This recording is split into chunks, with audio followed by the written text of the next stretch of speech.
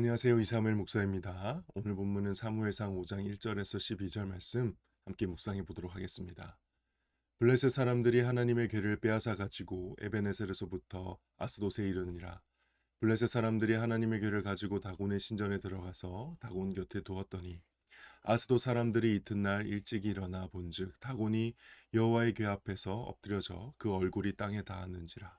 그들이 다곤을 일으켜 다시 그 자리에 세웠더니 그 이튿날 아침에 그들이 일찍 일어나 본즉 다곤이 여호와의 궤 앞에서 또다시 엎드려져 얼굴이 땅에 닿았고 그 머리와 두 손목은 끊어져 문지방에 있고 다곤의 몸뚱이만 남았더라. 그러므로 다곤의 제사장들이나 다곤의 신전에 들어가는 자는 오늘까지 아스돗에 있는 다곤의 문지방을 밟지 아니하더라.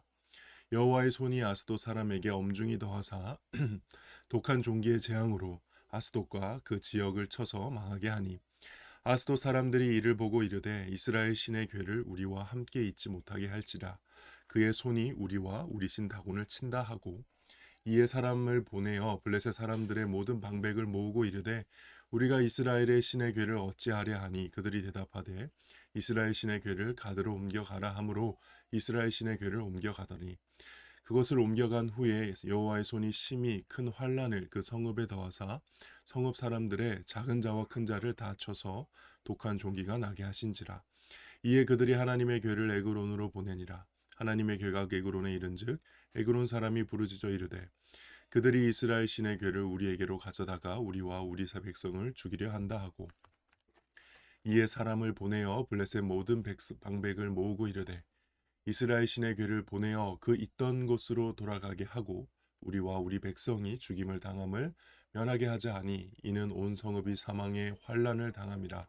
거기서 하나님의 손이 엄중하심으로 죽지 아니한 사람들은 독한 종기 치심을 당해 성읍의 부르짖음이 하늘에 사무쳤더라.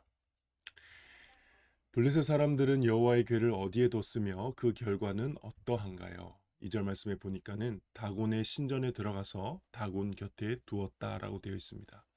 이처럼 다곤 신전에 둔 이유는 다곤이라는 신이 여호와를 이겼다고 블레셋 사람들이 생각을 한 것입니다. 그러니까 블레셋 사람들도 자신들이 전쟁에서 이긴 이유를 착각하고 있음을 이 본문을 통해 알 수 있죠. 우리는 많은 경우에 지금 나에게 일어난 일들에 대한 진정한 원인을 착각하죠. 마치 내가 잘해서 내가 믿고 있는 그 무언가 때문에 자신이 성공했다고 착각을 합니다. 근데 그 결과는 어떠합니까? 3절과 4절 말씀에 보면은 다곤이 여호와의 궤 앞에서 엎드려져 그 얼굴이 땅에 닿았다고 되어 있습니다. 여기 반복되는 표현이 엎드려져 얼굴이 땅에 닿았다. 사실 정반대의 결과죠. 다곤이 하나님께 패한 모습을 눈으로 보여주고 있는 겁니다. 그러니까 블레셋 사람들에게 누가 이 전쟁을 승리하게 하셨는지, 승리를 허락하셨는지 지금 하나님께서 분명하게 가르쳐 주고 계신 것이죠. 우리는 이처럼 우리의 삶에서 일어나는 분명한 하나님의 사인을 볼 줄 알아야 하는 겁니다. 정말 이례적인 일이 일어났을 때 그 장면을 통해서 하나님이 나에게 말씀하고 계신 게 무엇인가 알 수 있어야 하죠. 질문 하나 더 추가해 보겠습니다. 하나님의 괴로 인해서 또 다른 일들이 블레셋에 일어났는데 그게 무엇일까요? 6절과 9절 말씀 보면은 독한 종기의 재앙으로 인해서 그 백성들이 블레셋 백성들이 어, 하나님께 심판을 받게 되죠. 그러니까 하나님의 괴가 가는 지역마다 블레셋 백성들에게 독한 종기의 재앙이 닥쳤습니다. 그러니까 하나님께서 다곤 신만 이제 벌하신 게 아니고요. 블레셋 백성들에게도 벌을 내리신 겁니다.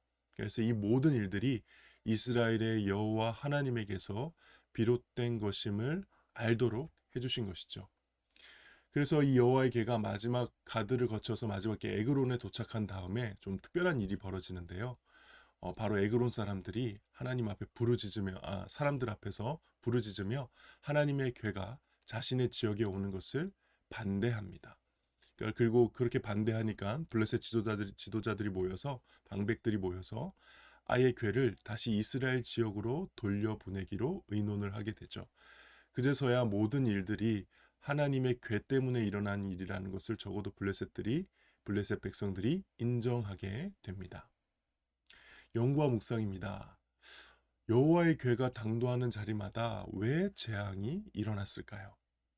왜 하나님은 이런 일들을 허락하셨을까?